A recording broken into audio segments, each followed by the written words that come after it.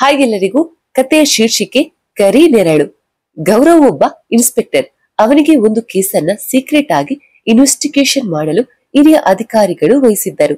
ಆದರೆ ಅವನ ಹೆಂಡತಿ ಐಶ್ವರ್ಯ ಗರ್ಭಿಣಿಯಾದ ಕಾರಣ ಅವನು ಇನ್ವೆಸ್ಟಿಗೇಷನ್ ಎಂದು ಹೇಳುವ ಬದಲು ಟ್ರಾನ್ಸ್ಫರ್ ಆಗಿದೆ ಎಂದು ಹೇಳಿ ಅವಳನ್ನ ಕನ್ವಿನ್ಸ್ ಮಾಡಬೇಕೆಂದು ನಿರ್ಧರಿಸಿದ. ಐಶು ಎಲ್ಲಿದ್ದೀಯಾ, ಬೇಗ ಬಾ ಎಂದ. ಐಶ್ವರ್ಯ, ಏನ್ರಿ, ಏನಾಯ್ತು, ಯಾಕಿಷ್ಟು ಟೆನ್ಷನ್ ಅಲ್ಲಿ ಇದ್ದೀರಾ ಎಂದು ಕೇಳಿದಳು. ಗೌರವ್, ಏನೂ ಇಲ್ಲ ಐಶು, ನಂಗೆ ಟ್ರಾನ್ಸ್ಫರ್ ಆಗಿದೆ, ಅದನ್ನು ಹೇಳೋಣ ಅಂತಾನೆ ನಿನಗೆ ಕೂಗಿದೆ ಎಂದ. ಐಶ್ವರ್ಯ, ನಿಮ್ಗೆ ಟ್ರಾನ್ಸ್ಫರ್ ಇದೇ ಮೊದಲನೆಯಲ್ಲ, ವರ್ಷಕ್ಕೆ ಒಂದು ಸಲ ಆಗುತ್ತೆ. ಆದ್ರೆ ಮೊನ್ನೆ ತಾನೆ ನಿಮ್ಗೆ ಬೆಂಗಳೂರಿಗೆ ಟ್ರಾನ್ಸ್ಫರ್ ಆಗಿತ್ತಲ್ಲ. ಗೌರವ್, ಹೌದು, 6 ತಿಂಗಳಾಯ್ತು ನಾನು ಟ್ರಾನ್ಸ್ಫರ್ ಆಗಿ. ಈಗ ಮತ್ತೊಮ್ಮೆ ಬಂದಿದೆ, ನಾನು ಹೋಗಲೇಬೇಕು. ಆದರೆ ನಿನ್ನನ್ನ ಈ ಸ್ಥಿತಿಯಲ್ಲಿ ಬಿಟ್ಟು ಹೋಗೋದಿಕ್ಕೆ ಮನಸ್ಸಿಲ್ಲ ಅಷ್ಟೇ ಎಂದು ಬೇಸರದಿಂದ ನುಡಿದ. ಐಶ್ವರ್ಯ, ಅಯ್ಯೋ, ನೀವು ಪೊಲೀಸ್ ಆದ್ರೆ ನಾನು ನಿಮ್ಮ ಹೆಂಡತಿ, ನೀವು ಚಿಂತೆ ಮಾಡಬೇಡಿ. ಹೇಗಿದ್ರು ಈಶ್ವರ್ ಬಂದಿನಂತೆ, ನಾಳೆನೆ ಅವನಿಗೆ ಬರೋದಿಕ್ಕೆ ಹೇಳುತ್ತೇನೆ ಬಿಡಿ. ಎಲ್ಲಿಗೆ ಟ್ರಾನ್ಸ್ಫರ್? ಗೌರವ್, ಉತ್ತರ ಕನ್ನಡ ಜಿಲ್ಲೆಯ ಒಂದು ಹಳ್ಳಿ, ಅದು ಸೋಮನಾಥಪುರ ಅಂತ ಅದರ ಹೆಸರು. ನಾನೇ ಇನ್ನ ನಿಮ್ಮ ಮನೆಗೆ ಬಿಟ್ಟು ಬರುತ್ತೇನೆ. ಬೆಳಿಗ್ಗೆ ಬೇಗ ರೆಡಿಯಾಗು, ಹೋಗೋಣ ಎಂದ. ಮಾರನೇ ದಿನ ಇಬ್ಬರು ಐಶ್ವರ್ಯ ಅಮ್ಮನವ ಮನೆಗೆ ಹೋದರು. ಮನೆಗೆ ಬಂದ ಅಳಿಯ ಮಗಳನ್ನ ಆದರದಿಂದ ಬರಮಾಡಿಕೊಂಡರು ಶಾರದಮ್ಮ. ಮನೆಯಲ್ಲಿ ಈಶ್ವರ್ ಮತ್ತು ಅವನ ಗೆಳೆಯರು ಅವರಿಗೆ ನೀಡಲಾಗಿದ್ದ ರಿಸರ್ಚ್ ವರ್ಕ್ ಬಗ್ಗೆ ಚರ್ಚಿಸುತ್ತಿದ್ದರು. ಐಶ್ವರ್ಯ ಮತ್ತು ಗೌರವ್ ಬಂದಿದ್ದನ್ನ ಗಮನಿಸಿ ಅವರಿದ್ದಲ್ಲಿಗೆ ಎಲ್ಲರೂ ಬಂದರು. ಗೌರವ್, ಏನೋ ಈಶ್ವರ್, ನಿನ್ನ ಕಪಿ ಸೈನ್ಯ ಕಟ್ಟಿಕೊಂಡು ಯಾವ ಲಂಕೆಗೆ ಹಾಳು ಮಾಡು ಸಿದ್ಧತೆ ನಡೆಸುತ್ತಿದ್ದೀಯಾ? ಈಶ್ವರ್, ಸುಮ್ಮನಿರಿ ಬಾವ, ನಿಮಗೆ ಯಾವಾಗ್ಲೂ ತಮಾಷೆನೆ. ನಮ್ಮ ರಿಸರ್ಚ್ಗೆ ಯಾವ ಕಾಡಿಗೆ ಹೋಗೋದು ಅಂತ ಚರ್ಚೆ ಮಾಡುತ್ತಿದ್ದೇವೆ ಅಷ್ಟೇ. ಅದು ಸರಿ, ನೀವೇನು ಇಷ್ಟು ದೂರ ಫ್ರೀ ಆಗಿ ಬಂದಿದ್ದೀರಾ?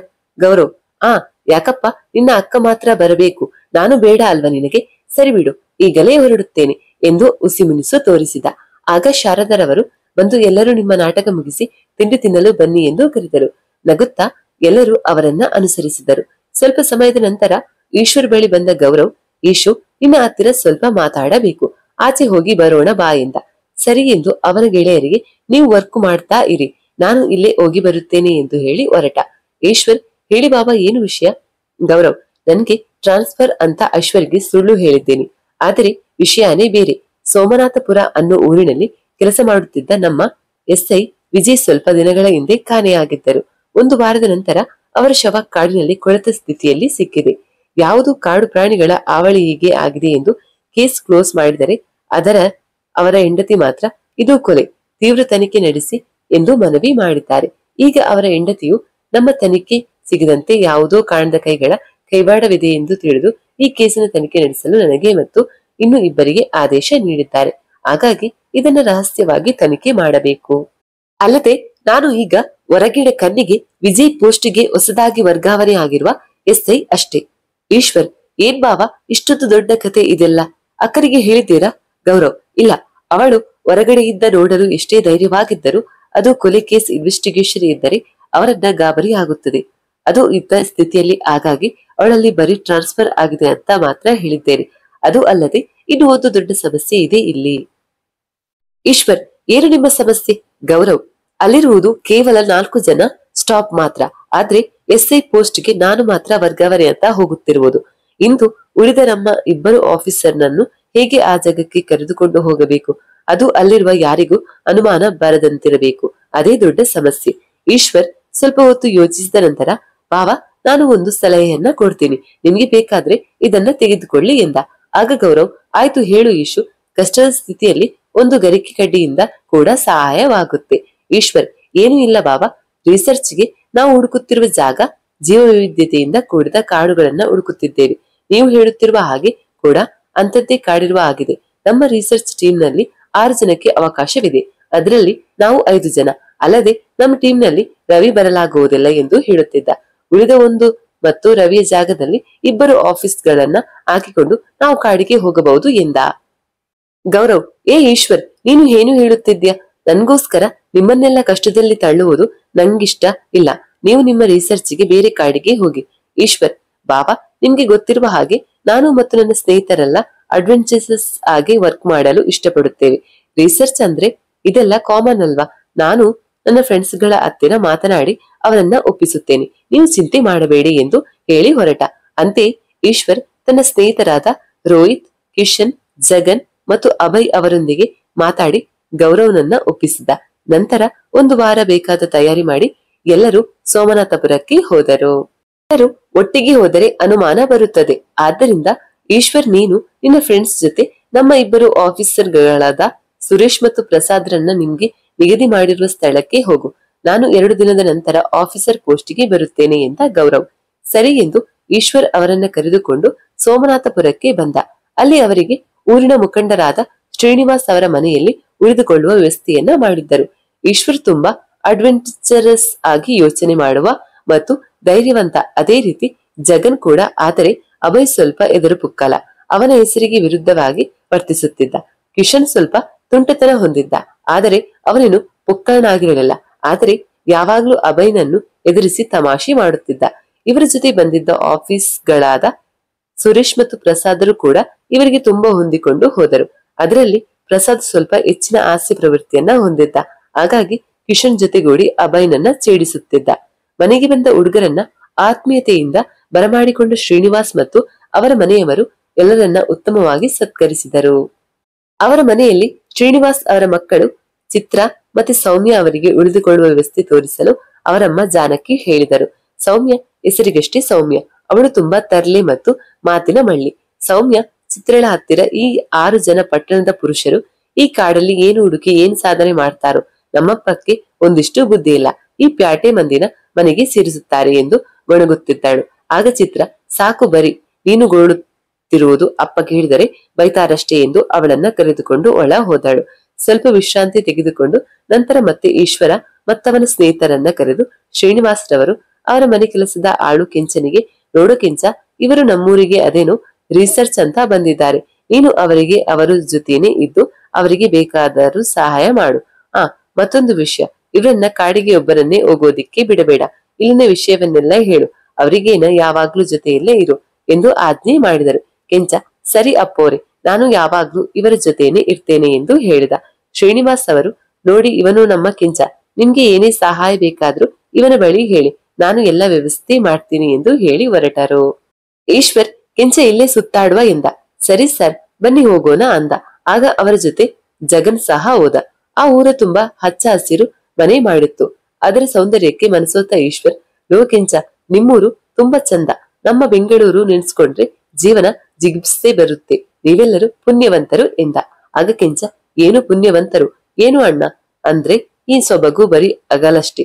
ಆದ್ರೆ ಸೂರ್ಯ ಮುಳುಗಿದ ಮೇಲೆ ಇದೊಂದು ಭಯಾನಕ ಪ್ರದೇಶ ಅನಿಸುತ್ತೆ. ಯಾರೂ ಹೊರಗೆ ಬರೋದಿಲ್ಲ, ಬಂದ್ರೂ ಭೂತ ಬಿಡೋದಿಲ್ಲ. ಆ ಭೂತಕ್ಕೆ ಹೆದರಿ ಎಷ್ಟೋ ಜನ ಊರು ಬಿಟ್ಟು ಹೋಗಿದ್ದಾರೆ. ಅಂತದ್ರಲ್ಲಿ ನೀವು ನಮ್ಮೂರು ಚೆಂದ ಅಂತಿರಲ್ಲ ಎಂದ. ಆಗ ಜಗನ್, ಏನು ಭೂತಾನ? ಈಗಿನ ಕಾಲದಲ್ಲೂ ಭೂತ ಪಿಶಾಚಿ ಎಲ್ಲ ನಂಬುತ್ತೀರ ನೀವು ಎಂದ. ಅಯ್ಯೋ ಯಾಕಣ್ಣ ಈ ರೀತಿ ಅಂತೀರಾ? ನಮ್ಮೂರಿಗೆ ಅದೊಂದು ದೊಡ್ಡ ಶಾಪ. ಸಂಜೆ ಸೂರ್ಯ ಮುಳುಗಿದ ಮೇಲೆ ಯಾರು ಈ ಊರ ಗಡಿ ದಾಟಿ ಕಾಡೊಳಗೆ ಹೋಗಂಗಿಲ್ಲ. ಹೋದ್ರೆ ಅವರು ಯಾವತ್ತೂ ವಾಪಸ್ ಬಂದೇ ಇಲ್ಲ ಎಂದ. ಈಶ್ವರ್, ಹೌದಾ?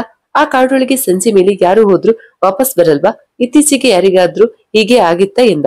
ಕೆಂಚ, ಒಬ್ಬರ ಇಬ್ಬರ, ತುಂಬಾ ಜನ. ಅಷ್ಟೇ ಯಾಕೆ, ನಾನು ನೋಡಿದಂಗೆ ಇತ್ತೀಚೆಗೆ ಈ ಊರ ಪೊಲೀಸ್ ಕೂಡ ಅದೇ ರೀತಿ ಎಂದು ಹೇಳುತ್ತಿದ್ದ. ಹಾಗೆ ಇನ್ನೊಬ್ಬ ಕೆಲಸದಾಳು ಮಾರ ಬಂದು, ನೋ ಕೆಂಚ, ಇಲ್ಲೇನ್ ಮಾಡುತ್ತಿದ್ದಿ? ಅಲ್ಲಿ ಅಪ್ಪೋರು ನಿಂಗೆ ಕರೀತಾರೆ, ಬರಬೇಕಂತೆ ಎಂದ. ಆಗ ಕೆಂಚ, ಅಣ್ಣ ನೀವು ಮನೆ ವಾಪಸ್ ಬನ್ನಿ, ನಾನು ಅಪ್ಪಾರ ನೋಡಿ ಮಾತಾಡ್ಕೊಂಡು ಬರ್ತೀನಿ, ಆಮೇಲೆ ಹೇಳ್ತೀನಿ ಎಂದು ಹೋದ. ಕೆಂಚನ ಬಾಯಲ್ಲಿ ಪೊಲೀಸ್ ಎಂದು ಕೇಳುತ್ತಾ ಈಶ್ವರನ ಕಿವಿ ನೆಟ್ಟಗಾದವು. ಹಾಗಾದ್ರೆ ಇಲ್ಲಿ ನಡೆಯುತ್ತಿರುವ ಭೂತದ ವಿಷಯಕ್ಕೂ ವಿಜಯ ಕೊಲೆಗೂ ಸಂಬಂಧ ಇದೆಯಾ? ಯಾವುದಕ್ಕೂ ಭಾವನೆಗೆ ಹೇಳುತ್ತೇನೆ ಎಂದು ಗೌರವ್ಗೆ ಫೋನ್ ಮಾಡಿ ಕೆಂಚ ಹೇಳಿದ್ದನ್ನೆಲ್ಲ ಹೇಳಿದ. ಗೌರವ್, ಲೋ ಈಶು, ಮೊದ್ಲು ನಿನ್ನ ರಿಸರ್ಚ್ ಕಡೆ ಗಮನ ಕೊಡು. ಇನ್ವೆಸ್ಟಿಗೇಷನ್ ಏನಿದ್ದರೂ ನನ್ನ ಕೆಲಸ. ನಾನು ನಾಳೆ ಬರ್ತಾ ಇದ್ದೀನಿ, ನಾವು ನೋಡಿಕೊಳ್ಳುತ್ತೇವೆ, ಹುಷಾರಿ ಎಂದು ಫೋನ್ ಇಟ್ಟ. ನಂತರ ಪ್ರಸಾದ್ ಮತ್ತು ಸುರೇಶ್ಗೆ ಫೋನ್ ಮಾಡಿ ಈಶ್ವರ್ ಮತ್ತು ಅವನ ಗೆಳೆಯರನ್ನ ಇನ್ವೆಸ್ಟಿಗೇಷನ್ ನಿಂದ ದೂರವಿಡಿ ಎಂದು ತಿಳಿಸಿದ. ಮಾರನೇ ಸೋಮನಾಥಪುರಕ್ಕೆ ಬಂದ ಗೌರವ್ ಪೊಲೀಸ್ ಠಾಣೆಯಲ್ಲಿ ಡ್ಯೂಟಿ ರಿಪೋರ್ಟ್ ಮಾಡಿಕೊಂಡು ಅಲ್ಲಿನ ಸ್ಟಾಪ್ಗಳ ತಿಳಿದುಕೊಂಡ.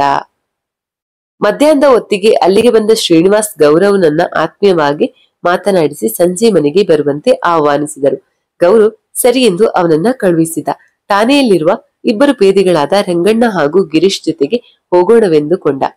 ಆದರೆ ರಂಗಣ್ಣ ಕಡಾಖಂಡಿತವಾಗಿ, ನಾನು ಬರುವುದಿಲ್ಲ, ನೀವು ಗಿರಿ ಜೊತೆ ಹೋಗಿ ಸರ್ ಎಂದು ಮುಖಕ್ಕೆ ಹೊಡೆದಂತೆ ಉತ್ತರಿಸಿದ. ರಂಗಣ್ಣ ನೋಡಲು ದೈತ್ಯ ದಾಂಡಿಗನಂತಿದ್ದ. ಅವನ ಕಪ್ಪು ಬಣ್ಣ ನೋಡಿದವರಲ್ಲಿ ನಡುಕ ಹುಟ್ಟಿಸುತ್ತಿತ್ತು.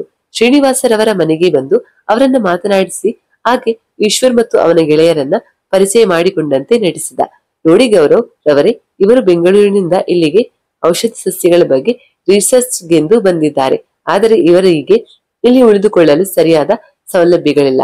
ಆದ್ದರಿಂದ ನೀವು ಇರುವ ಆ ಕ್ವಾರ್ಟರ್ಸ್ ಗಳಲ್ಲಿ ಇವರಿಗೆ ಒಂದರಲ್ಲಿ ಉಳಿದುಕೊಳ್ಳಲು ಅವಕಾಶ ಮಾಡಿಕೊಡಿ ಎಂದು ಕೇಳಿದರು ಶ್ರೀನಿವಾಸ್.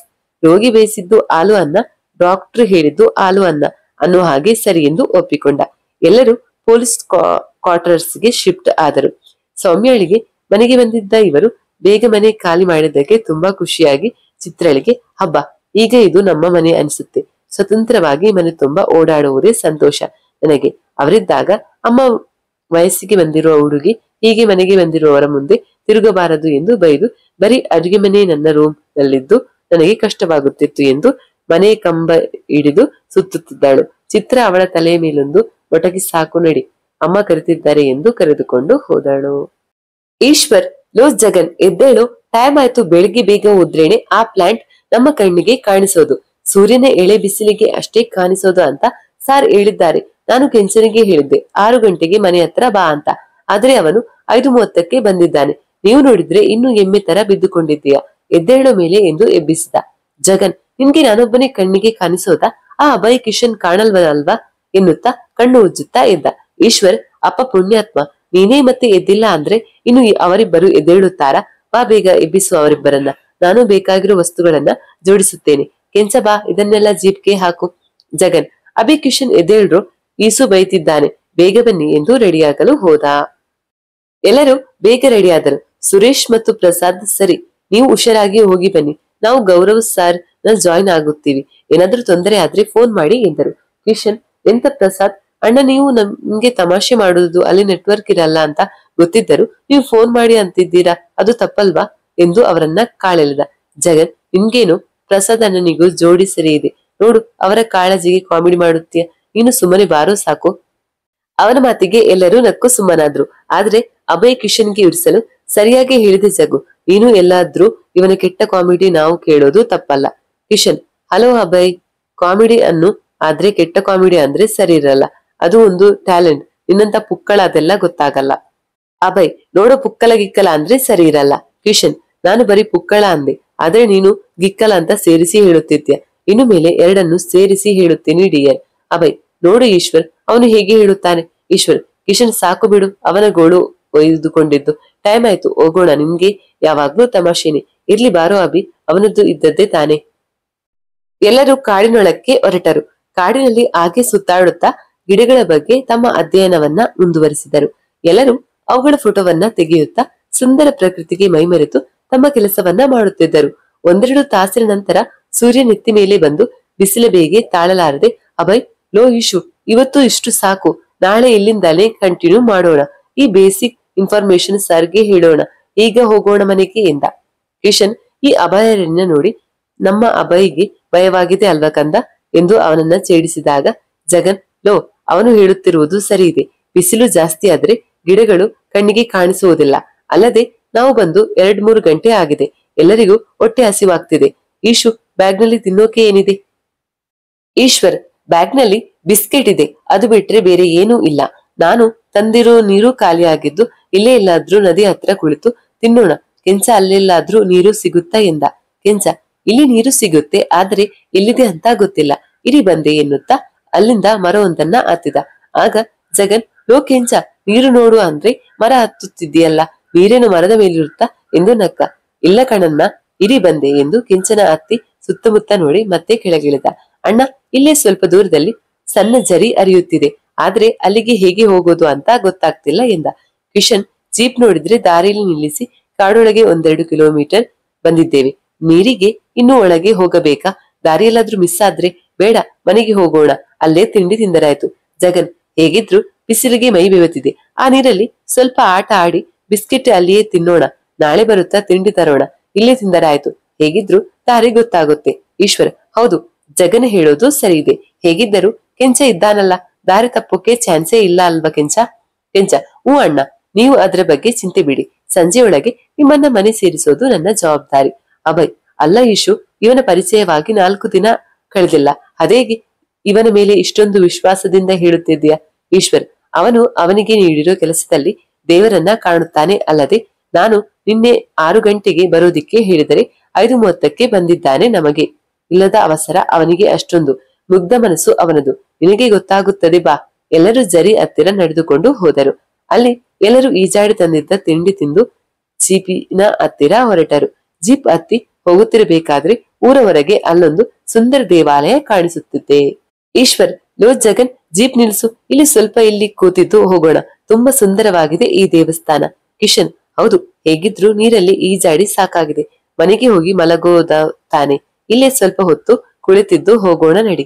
ಅಭಯ್, ನೋಡೋಕೆ ಯಾವುದೋ ಹಳೆ ಕಾಲದ ದೇವಸ್ಥಾನ ಇದ್ದಂಗಿದೆ, ಅಲ್ಲದೆ ಭೂತ ಪಾತ ಅಂತ ಬೇರೆ ಮಾತಾಡ್ತಾರೆ, ಅಂತದ್ರಲ್ಲಿ ಇಲ್ಲಿರೋದು ಸೇಫ್ ಅಲ್ಲ, ನಡಿರೋ ಹೋಗೋಣ ಮನೆಗೆ. ಜಗನ್, ಇರು ಅಭಿ, ಕೆಂಚನ್ನೇ ಕೇಳೋಣ. ಈಶ್ವರ್, ಇದು ಯಾವ ದೇವಸ್ಥಾನ ಕೆಂಚ, ಇಷ್ಟೊಂದು ಸುಂದರವಾಗಿದೆ? ಕೆಂಚ, ಅಣ್ಣ, ಇದರ ಹೆಸರು ಸೋಮನಾಥ ಗುಡಿ ಅಂತ, ಇದು ಮೂಲ ದೇವಸ್ಥಾನ, ಇನ್ನೊಂದು ಊರ ಒಳಗಿದೆ, ಅಲ್ಲೇ ಪೂಜೆ ನಡೆಯುತ್ತೆ. ದಿನ ಇಲ್ಲಿ ಪ್ರತಿ ಸೋಮವಾರ ಪೂಜಾರಿ ಬಂದು ದೀಪ ಹಚ್ಚಿ ಹೋಗುತ್ತಾನೆ. ಜಗನ್, ಹಾಗಾದ್ರೆ ಇಲ್ಲಿಗೆ ಯಾರು ಜನ ಬರೋದಿಲ್ಲ, ಇಲ್ಲಿ ಪೂಜೆಯನ್ನು ನಡೆಯೋದೇ ಇಲ್ವಾ? ಕೆಂಚ, ನಾವು ಊರ ಹಬ್ಬ ಮಾಡುತ್ತೀವಲ್ಲ, ಅವಾಗ ಜನ ಎಲ್ಲ ಬಂದು ಇಲ್ಲಿ ಒಂದು ರಾತ್ರಿ ಪೂಜೆ ಮಾಡ್ತೀವಿ. ಅದು ಬಿಟ್ಟರೆ ಮಾಮೂಲಿ ದಿನ ಹೀಗೆ ಕಾಡಿಗೆ ಬಂದವರು ದಾರಿ ಹೋಕರರು ಸ್ವಲ್ಪ ಹೊತ್ತು ಕೂತಿದ್ದು ಹೋಗುತ್ತಾರೆ, ಅದು ಹಗಲ್ನಲ್ಲಿ ಮಾತ್ರ. ಸಂಜೆ ಆಯ್ತೆಂದರೆ ಆ ಭೂತದ ಭಯಕ್ಕೆ ಯಾರು ಇಲ್ಲಿ ಬರೋದಿಲ್ಲ. ಇದಕ್ಕಿನ್ನ ಮುಂದೆ ಅಲ್ಲಿ ಆಲದ ಮರ ಇದೆಯಲ್ಲ, ಅದೇ ಗಾಡಿ ಸಂಜೆ ಮೇಲೆ ಊರ ಹಬ್ಬದ ದಿನ ಬಿಟ್ಟು ಯಾರು ಈ ಕಡೆ ಬರೋದೇ ಇಲ್ಲ ಅಷ್ಟೇ. ಈಶ್ವರ್, ಅವತ್ತು ಅದೇನು ಶಾಪ ಅಂದಲ್ಲ, ಅದೇನು? ಕೆಂಚ, ಈ ದೇವಸ್ಥಾನದ್ದೇ ಆ ಶಾಪ ಅಂದ್ರೆ ಅದೇನು ಅಂತ ನನಗೂ ಗೊತ್ತಿಲ್ಲ, ಹಿರಿಯರು ಹೇಳಿದ್ದು ನಿಮ್ಗೆ ಹೇಳಿದ್ರೆ ಹೇಳಿದೆ, ಬೇಕಾದ್ರೆ ನಮ್ಮ ಅಜ್ಜಿ ಕೇಳುತ್ತೇನೆ, ಗೊತ್ತಾದರೆ ನಿಮಗೂ ಹೇಳುತ್ತೇನೆ, ಆಯ್ತಾ? ಸಾಕು, ಬನ್ನಿ ಹೋಗೋಣ, ಇಲ್ಲಿ ತುಂಬಾ ಹೊತ್ತು ಇರಬಾರದು. ಈಶ್ವರ ದೇವಸ್ಥಾನದ ಪುಟಗಳನ್ನ ತೆಗೆದುಕೊಂಡ. ಎಲ್ಲರೂ ಜೀಪ್ ಹತ್ತಿ ಹೊರಟರು. ಆದರೆ ಈಶ್ವರ ತಲೆ ತುಂಬಾ ಕೆಂಚೆ ಹೇಳಿದ ಆ ಶಾಪದ ಬಗ್ಗೆ ಏನಿರಬಹುದು ಎಂಬ ಕುತೂಹಲ ಹೆಚ್ಚಾಯಿತು. ಈಶ್ವರ್ಗೆ ಆ ದೇವಸ್ಥಾನದ ಬಗ್ಗೆ ಇನ್ನೂ ಹೆಚ್ಚಿನ ಮಾಹಿತಿಯನ್ನ ತಿಳಿದುಕೊಳ್ಳಬೇಕು ಎಂದುಕೊಂಡ. ಹಾಗಾಗಿ ಕೆಂಚನನ್ನ ಕರೆದುಕೊಂಡು ಊರನ್ನೆಲ್ಲ ಸುತ್ತತೊಡಗಿದ. ಇತ್ತ ಗೌರವ್ಗೆ ಯಾವುದೇ ರೀತಿಯ ಸುಳಿವು ಸಿಗದೆ ಅವನು ಒತ್ತಡಕ್ಕೆ ಒಳಗಾದನು. ಅವನಿಗೆ ರಂಗಣ್ಣನ ಮೇಲೆ ಅನುಮಾನ ಶುರುವಾಗಿ ಅವನನ್ನ ಸೂಕ್ಷ್ಮವಾಗಿ ಗಮನಿಸತೊಡಗಿದ. ಕೆಂಚ, ನಿಮ್ಮ ಮನೆ ಇರೋದು ಇಲ್ಲಿ, ನೀನು ನನ್ನನ್ನ ನಿಮ್ಮ ಮನೆಗೆ ಕರೆದುಕೊಂಡು ಹೋಗಲ್ವೇನು ಎಂದ ಈಶ್ವರ. ಅಯ್ಯೋ ಅಣ್ಣ, ನೀವು ಬರುತ್ತಿರೋ ಇಲ್ಲವೋ, ನಮ್ಮದು ಸಣ್ಣ ಗುಡಿಸಲು, ಲೋ ನಿನ್ನ ಮನಸ್ಸೇ ದೊಡ್ಡದು ಕಣೋ, ನಾವೆಲ್ಲರೂ ನಾಳೆ ಕಾಡಿಗೆ ಹೋಗಿ ಬಂದ ಮೇಲೆ ನಿಮ್ಮ ಮನೆಗೆ ಹೋಗೋಣ, ಆಯ್ತಾ? ನೀವು ಬರೋದು ಹೆಚ್ಚ, ನಾನು ಕರೆಯೋದು, ನಾನು ಈಗಲೇ ಅವನಿಗೆ ಹೇಳುತ್ತೇನೆ ಎಂದು ಖುಷಿಯಿಂದ ಕುಣಿಯುತ್ತಾ ಮನೆಗೆ ಹೋದ. ಮಾರನೇ ದಿನ ಬೇಗ ಕಾಡಿಗೆ ಹೋಗಿ ಬಂದರು. ಸ್ವಲ್ಪ ಹೊತ್ತು ಸುಧಾರಿಸಿಕೊಂಡು ಕೆಂಪನ ಜೊತೆ ಊರನ್ನ ನೋಡಲು ಹೊರಟರು. ಕೆಂಚ, ಅಣ್ಣ, ಈಗ ಎಲ್ಲರೂ ನಮ್ಮ ಮನೆಗೆ ಹೋಗೋಣ, ಆಮೇಲೆ ಊರ ಒಳಗಿನ ದೇವಸ್ಥಾನಕ್ಕೆ ಹೋದರಾಯ್ತು. ಜಗನ್, ಇಲ್ಲ, ಮೊದಲು ದೇವಸ್ಥಾನಕ್ಕೆ ಹೋಗಿ ಆಮೇಲೆ ನಿಮ್ಮ ಮನೆಗೆ ಹೋಗೋಣ. ಸರಿಯೆಂದು ಎಲ್ಲರೂ ದೇವಸ್ಥಾನದ ಒಳಗೆ ಹೋದರು. ಇದು ಊರ ಹೊರಗಿನ ದೇವಾಲಯದಂತೆ ಇದ್ದರೂ ಕೆಲವೊಂದು ವ್ಯತ್ಯಾಸಗಳು ಕಾಣಿಸಿದವು. ಅವರನ್ನೆಲ್ಲ ಆಕರ್ಷಿಸಿದ್ದು ಮಾತ್ರ ಗರ್ಭಗುಡಿಯ ಪಕ್ಕದಲ್ಲಿದ್ದ 6 ಅಡಿ ಎತ್ತರದ ಪಂಚಲೋಹದಿಂದ ಮಾಡಿದ ನಟರಾಜನ ವಿಗ್ರಹ. ಅದನ್ನು ಎಲ್ಲರೂ ಅಚ್ಚರಿಯಿಂದ, ವಾವ್, ಎಷ್ಟು ಚೆನ್ನಾಗಿದೆ ಈ ಮೂರ್ತಿ ಎಂದರು. ಅಲ್ಲಿದ್ದ ಪೂಜಾರಿಗೆ, ನಾವು ಇದುವರೆಗೂ ಯಾವ ಶಿವನ ದೇವಸ್ಥಾನದಲ್ಲಿಯೂ ನಟರಾಜನ ಮೂರ್ತಿಯನ್ನು ಸಾಮಾನ್ಯವಾಗಿ ಕಾಣುವುದಿಲ್ಲ, ಇಲ್ಲಿ ಹೇಗೆ ಅದು ಎಂದ ಈಶ್ವರ್. ಹೌದು, ಇದು ನಿಜ, ಆದರೆ ಇದಕ್ಕಿಂತ ಮುಂಚೆ ಇದು ದೇವಾಲಯದ ಮುಂಭಾಗದ ಜಾಗದಲ್ಲಿ ಬಯಲು ಮಂಟಪದಲ್ಲಿತ್ತು, ಅದು ಹಾಳಾದ ನಂತರ ಇಲ್ಲಿ ತಂದಿಟ್ಟಿದ್ದಾರೆ ಎಂದರು ಪೂಜಾರಿ. ನಿಜವಾಗಿಯೂ ಈ ಮೂರ್ತಿ ನೋಡುತ್ತಿದ್ದರೆ ಅದಕ್ಕೊಂದು ಇತಿಹಾಸವಿರುವುದಂತೂ ಸತ್ಯ, ಅದರ ಬಗ್ಗೆ ತಿಳಿದರೆ ಭಾವನಕ್ಕೆ ಸಹಾಯವಾಗುತ್ತದೆ ಎಂದುಕೊಂಡ. ಅಷ್ಟು ಹೊತ್ತಿಗೆ ಸೌಮ್ಯ ಮತ್ತು ಚಿತ್ರ ಅವರಮ್ಮನೊಂದಿಗೆ ದೇವಸ್ಥಾನಕ್ಕೆ ಬಂದರು. ಏನು ಕೆಂಚ, ಈ ಪ್ಯಾಟೆ ಕುರಿಗಳನ್ನ ಎಲ್ಲಿಗೆ ಕರೆದುಕೊಂಡು ಹೋಗುತ್ತಿದ್ಯಾ? ಕಿಶನ್, ಏ ಹುಡುಗಿ, ಕುರಿಗಳು ಅನ್ನುತ್ತೀಯ, ನಿನಗೆಷ್ಟು ಕೊಬ್ಬು, ಏನೋ ಹಳ್ಳಿ ಹುಡುಗಿ ಅಂತ ಬಿಟ್ಟುತ್ತಿದ್ದೀನಿ. ಸೌಮ್ಯ, ಹಲೋ ಮಿಸ್ಟರ್, ನಾನು ಹಳ್ಳಿ ಹುಡುಗಿನೇ ಇರಬಹುದು, ಆದರೆ ನಾನು ಓದುತ್ತಿರೋದು ಸಿಟಿಲೇ, ಗೊತ್ತಾ?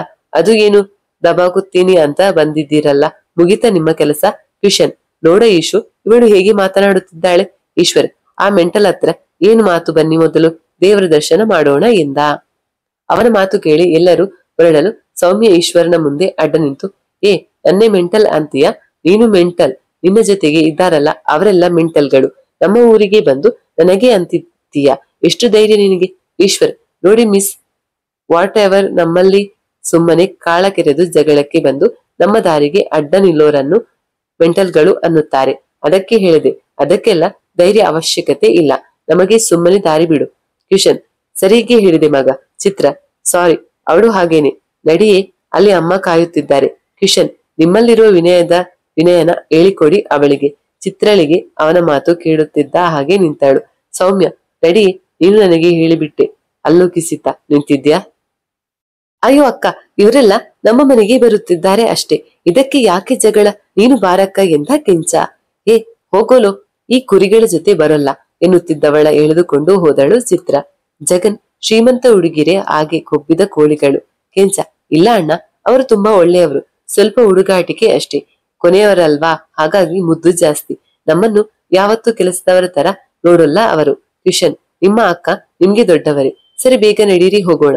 ಈಶ್ವರ್, ಸಾಕು ಬರ್ರೋ ಎಂದು ಎಲ್ಲರೂ ಗರ್ಭಗುಡಿಗೆ ಹೋದರು. ಅಲ್ಲಿ ಸೌಮ್ಯಾಳ ಅಮ್ಮನ ಜೊತೆಗೆ ಮಾತನಾಡಿದರು. ಅವರು ಇವರ ಬಗ್ಗೆ ವಿಚಾರಿಸಿದರು. ಅಮ್ಮ, ನೀನು ಮನೆಗೆ ಹೋಗು, ನಾವು ಆಮೇಲೆ ಬರುತ್ತೇವೆ ಎಂದಳು ಸೌಮ್ಯ. ಈಗೇನು ಕೆಲಸ ನಿನ್ಗೆ ಎಂದರು ಕೇಳದೆ. ಅಮ್ಮ, ನಾವೇನು ಚಿಕ್ಕ ಮಕ್ಕಳಲ್ಲ, ಬರ್ತೀವಿ, ನೀ ಹೋಗಮ್ಮ ಎಂದು ಕಳುಹಿಸಿದಳು. ಚಿತ್ರ, ಅಲ್ಲ, ನಿನಗೆ ಮತ್ತೇನು ಕೆಲಸವಿದೆ, ಬಾರೆ ಸುಮ್ಮನೆ ಮನೆಗೆ ಹೋಗೋಣ. ಸೌಮ್ಯ, ಆ ಲಂಬುಗೆ ಗ್ರಹಚಾರ ಬಿಡಿಸೋಕೆ. ಚಿತ್ರ, ಯಾರೇ ಲಂಬು? ಈ ಊರಲ್ಲಿ ಲಂಬೋದರ ಅನ್ನೋರು ಯಾರೂ ಇಲ್ಲ. ಸೌಮ್ಯ, ನನಗೇನು ಮೆಂಟಲ್ ಅಂದನಲ್ಲ ಆ ಲಂಬು ಈಶ್ವರ. ಚಿತ್ರ, ನಿನ್ನದೇ ತಪ್ಪು, ತಾನೇ ನೀನೇ ಅವರನ್ನು ಕೆಣಕಿದ್ದು ಮೊದಲು.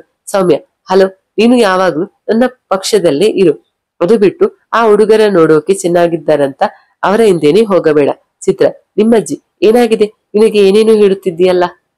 ಏನೇನೂ ಹೇಳುತ್ತಿಲ್ಲ, ಕರೆಕ್ಟ್ ಆಗಿ ಹೇಳುತ್ತಿದ್ದೀನಿ. ಆ ನಾಲ್ವರಲ್ಲಿ ಯಾರನ್ನು ನೋಡಿ ನಾಚೋದು, ಅವರನ್ನ ಪದೇ ಪದೇ ಕದ್ದು ನೋಡೋದು ಎಲ್ಲ ಗೊತ್ತು ನನಗೆ, ಆದರೆ ಅದು ಯಾರಂತ ಸದ್ಯಕ್ಕೆ ಗೊತ್ತಿಲ್ಲ. ನೋಡು, ಅವರಿಂದ ದೂರ ಇರೋದೇ ಒಳ್ಳೆಯದು. ಚಿತ್ರ, ಹಾಗೇನು ಇಲ್ಲ ಕಣೆ. ಸೌಮ್ಯ, ಇದೆಲ್ಲ ಡವ್ ಬೇಡಮ್ಮ, ನಡಿ ನನ್ನ ಜೊತೆಗೆ. ಚಿತ್ರ, ಎಲ್ಲಿಗೆ? ಸೌಮ್ಯ, ಕೆಂಚನ ಮನೆಗೆ.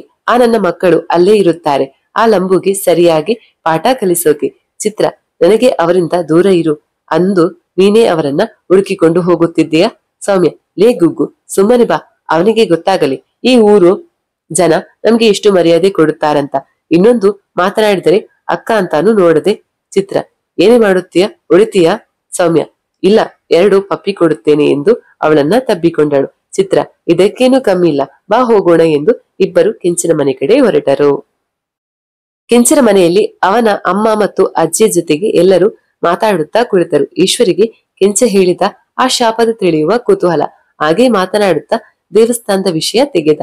ಆಗ ಅಜ್ಜಿ, ಹೌದು ಮಗ, 2 ದೇವಸ್ಥಾನಗಳು ಒಂದೇ ರೀತಿನೇ ಇರೋದು.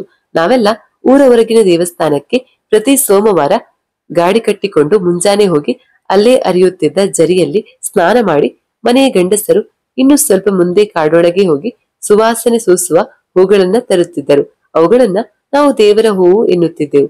ಅವುಗಳಿಂದ ಆ ಸೋಮನಾಥನಿಗೆ ಪೂಜಿಸಿ ತಂದಿದ್ದ ಬುತ್ತಿ ತಿಂದು ಅಲ್ಲೇ ಕಾಲ ಕಳೆದು ಕಾಡಿನಿಂದ ಕಟ್ಟಿಗೆ, ಜೇನು ಎಲ್ಲವನ್ನ ತರುತ್ತಿದ್ದೆವು. ಆ ದಿನಗಳೇ ಚೆನ್ನಾಗಿತ್ತು. ಆದರೆ ಈಗ ಊರ ಹಬ್ಬದ ದಿನವೇ ಆ ಸೋಮನಾಥನ ದರ್ಶನ ಮಾಡೋಕಾಗೋದು ಎಂದು ನಿಟ್ಟುಸಿರು ಬಿಟ್ಟರು. ಈಶ್ವರ್, ಅಂತದ್ದು ಏನಾಯ್ತು ಅಜ್ಜಿ? ಅಜ್ಜಿ, ಅದೆಲ್ಲ ಯಾಕೆ ಬಿಡಪ್ಪ, ಆ ಮಾಯಾವಿ ಮುದುಕಿ ಬಗ್ಗೆ ಮಾತನಾಡದಿರುವುದೇ ಒಳ್ಳೆಯದು. ಅಭಯ್, ಏನು ಮಾಯಾವಿನ? ಮೊದಲು ಭೂತ ಅಂದ್ರು. ಅಜ್ಜಿ, ನೀ ಏನು ಹೇಳಬೇಡ, ನನಗೆ ಈಗಾಗ್ಲೇ ಹೆದರಿಕೆ ಆಗುತ್ತಿದೆ. ನೀವು ಕತೆ ಹೇಳಿದ್ರೆ ಅಷ್ಟೇ ನನ್ನ ಕತೆ. ಈಶ್ವರ್, ಅದು ಹಾಗಲ್ಲ ಕಣೋ ಅಭಿ, ಕತೆ ಕೇಳಿದ್ರೆ ಕಣ್ಣು ಮುಂದೇನೆ ಬರುತ್ತಾ, ನೀನು ಹೇಳಜ್ಜಿ ಮುಂದೆ. ಕಿಶನ್, ರೋಜ್ ಜಗ್ಗು, ಕರೆದುಕೊಂಡು ಹೋಗೋ ಹೊರಗೆ. ಜಗನ್, ಅಪ್ಪ ಅಭಯ್, ಬಾರೋ ಹೊರಗಿರೋಣ, ಈ ಜರ್ನಿಲಿ ನಿನ್ನ ಸುಧಾರಿಸೋದೆ ತುಂಬಾ ಕಷ್ಟ ಎಂದು ಅವನನ್ನ ಆಚೆ ಕರೆದುಕೊಂಡು ಹೋದ. ಅಜ್ಜಿ, ನಾವೆಲ್ಲ ಆ ಮುದುಕಿ ಒಳ್ಳೇಳು ಅಂದುಕೊಂಡಿದ್ದೆವು. ಪ್ರತಿ ಶುಭ ಕಾರ್ಯಕ್ಕೂ ಅವಳ ಹತ್ರನೇ ಶಾಸ್ತ್ರ ಹೇಳುತ್ತಿದ್ದೆವು. ಅವಳು ಕವಡೆ ಹಾಕಿ ಹೇಳುತ್ತಿದ್ದಳು, ಆದರೆ ಅವಳೇ ಶಾಪ ಹಾಕಿ ಈ ಊರನ್ನೇ ನಾಶ ಮಾಡಿದಳು. ಅವಳ ಆತ್ಮ ಭೂತವಾಗಿ ನಮ್ಮೂರನ್ನ ಕಾಡುತ್ತಿದೆ. ಈಶ್ವರ್, ಅಜ್ಜಿ, ಅವಳೇಕೆ ಶಾಪ ಹಾಕಿದಳು? ಅವಳೇಕೆ ಸತ್ತು ಆತ್ಮ ಆದಳು? ಅಜ್ಜಿ, ಅದೆಲ್ಲ ಊರ ಗಂಡಸರಿಗೆ ಗೊತ್ತು, ಹೆಂಗಸರಿಗೆ ನನ್ನಷ್ಟೇ ಗೊತ್ತಿರುವುದು. ಕೆಂಚನಮ್ಮ, ಅಯ್ಯೋ ಬಿಡ್ರಪ್ಪ, ನಮ್ಮೂರ ಗೋಳು ನಿಮಗೇಕೆ, ನೀವು ಬಂದಿರೋ ಕೆಲಸ ಮುಗಿಸಿ ನಿಮ್ಮ ಊರು ಸೇರಿಕೊಳ್ಳಿ. ಕೆಂಚ, ಅಲ್ಲಿ ಬಿಡಿಸಿರೋ ಹಲಸಿನ ಹಣ್ಣು ಮತ್ತು ಜೇನು ಇದೆ, ತಂದುಕೊಡು ಇವರಿಗೆಲ್ಲ ಅಂದರು. ಅವರೆಲ್ಲರೂ ಹಣ್ಣು ತಿನ್ನುತ್ತಿರುವಾಗ ಅಲ್ಲಿಗೆ ಸೌಮ್ಯ ಮತ್ತು ಚಿತ್ರ ಬಂದರು. ಸೌಮ್ಯ ಮತ್ತು ಚಿತ್ರನ ನೋಡಿ ಭೂತ ಮಾಯಾವಿ ಆಯ್ತು. ಈಗ ಬೆನ್ನಿಗೆ ಬಿದ್ದಿರುವ ಬೇತಾಳದ ಹಾಗೆ ಈ ಹುಡುಗಿಯರು ಬೇರೆ ಎಂದ ಜಗನ್. ಲೇ, ಎಲ್ಲೂ ಬೇತಾಳ ಅವರು ಕತೆ ಹೇಳಿ ಎದುರಿಸುತ್ತಾರೆ ಅಂತ ನಿನ್ನ ಜೊತೆ ಬಂದ್ರೆ ನೀನು ಹಾಗೆ ಮಾಡುತ್ತೀಯ ಎಂದು ಅಭಯ್ ಅವನಿಗೆ ಬೈದ. ಜಗನ್, ಅಪ್ಪ ತಂದೆ, ನಿನ್ನ ಸುಧಾರಿಸಲು ನನ್ನ ಕೈಲಿ ಆಗೋಲ್ಲ. ಲೋ ಕೆಂಚ, ನಿಮ್ಮ ಅಕ್ಕಂದಿರು ನಿಮ್ಮ ಮನೆ ಕಡೆನೆ ಬರುತ್ತಿದ್ದಾರೆ ಕಣೋ ಎಂದ. ಏನು ಅಕ್ಕಂದಿರ ಎಂದು ಸೌಮ್ಯ ಮತ್ತು ಚಿತ್ರರನ್ನ ನೋಡಿ, ಇವರನ್ನ ನೀನು ಬೇತಾಳ ಅಂದಿದ್ದು ಅದು ಸರಿನಿ ಬಿಡು, ಈ ಊರೇ ವಿಚಿತ್ರ ಎಂದು ಮನೆ ಒಳಗೆ ಹೋದರು. ಕೆಂಚ, ಅಮ್ಮ ಯಜಮಾನರ ಮಕ್ಕಳು ಮನೆಗೆ ಬರುತ್ತಿದ್ದಾರೆ ಎಂದ. ಒಳಗೆ ಬಂದ ಸೌಮ್ಯ ಅಮ್ಮನಗೆ ನಮಸ್ತೆ, ಹೇಗಿದ್ದೀರಾ ಜಯಮ್ಮ ಎಂದಾಳು. ಏನಮ್ಮ, ನೀವು ಪೇಟೆಗೆ ಹೋಗಿ ತುಂಬಾ ಸೊರಗೋಗಿದ್ದೀರಾ ಎಂದರು ಕೆಂಚನ ತಾಯಿ. ಅಯ್ಯೋ, ನೀವು ಹೀಗೆ ಮರ್ಯಾದೆ ಕೊಟ್ಟು ಮಾತನಾಡಿಸಿದರೆ ನಾನು ಈಗಲೇ ಹೋಗುತ್ತೇನೆ ಎಂದು ನಾಟಕವಾಡುತ್ತಿದ್ದ ಸೌಮ್ಯ ಕೈ ಹಿಡಿದು, ಚಿತ್ರ ಸಾಕು ನಿಲ್ಲಿಸು, ಅದೆಷ್ಟು ಡ್ರಾಮಾ ಮಾಡುತ್ತೀಯೇ ಎಂದಾಳು. ಹಣ್ಣು ತಿನ್ನುತ್ತಿದ್ದ ಕಿಶನ್, ಇವರಿಗೆ ಡ್ರಾಮಾನು ಬರುತ್ತಾ ಚಿತ್ರ ಎಂದ. ಸೌಮ್ಯ, ನಿನಗೆ ಬುದ್ಧಿ ಇಲ್ವಾ, ಎಲ್ಲರ ಮುಂದೆ ಮಾನ ತೆಗೆಯಲ್ಲೇ, ಪಾಪಿ ಇರು ನಿನಗಿದೆ ಚಿತ್ರಾಳ ಕಿವಿಯಲ್ಲಿ ಹೇಳಿದಳು. ಚಿತ್ರಳಿಗೆ ಕಿಶನ್ ಮಾಡುವ ತಮಾಷೆ ತುಂಬಾ ಎಡಿಸಿತ್ತು. ಯಾಕಂದ್ರೆ ಮನೆಯಲ್ಲೂ ಬಿಗುವಿನ ವಾತಾವರಣ. ಸೌಮ್ಯ ಪೇಟೆ ಹೋದ ಮೇಲಂತೂ ಅವಳು ಒಬ್ಬಂಟಿ ಎನಿಸತೊಡಗಿತ್ತು. ಅಮ್ಮನ ಆಚಾರ ವಿಚಾರದ ಸಂಕೋಲೆಗಳಲ್ಲಿ ಬಂದಿಯಾಗಿದ್ದವಳಿಗೆ ಈ ಹುಡುಗರು ಮನೆಗೆ ಬಂದಿದ್ದು ಸಂತೋಷವಾಗಿತ್ತು. ಅದರಲ್ಲೂ ಜಾಸ್ತಿ ತರ್ಲೆ ಮಾಡುವ ಸದಾ ನಗುತ್ತಿರುವ ಕಿಶನ್ಗೆ ಆಕರ್ಷಿತಳಾಗಿದ್ದಳು. ಕಿಶನ್ ಏಕವಚನದಲ್ಲಿ ಚಿತ್ರ ಅಂದಿದ್ದು ಅವಳಿಗೆ ಖುಷಿಯಾಗಿತ್ತು.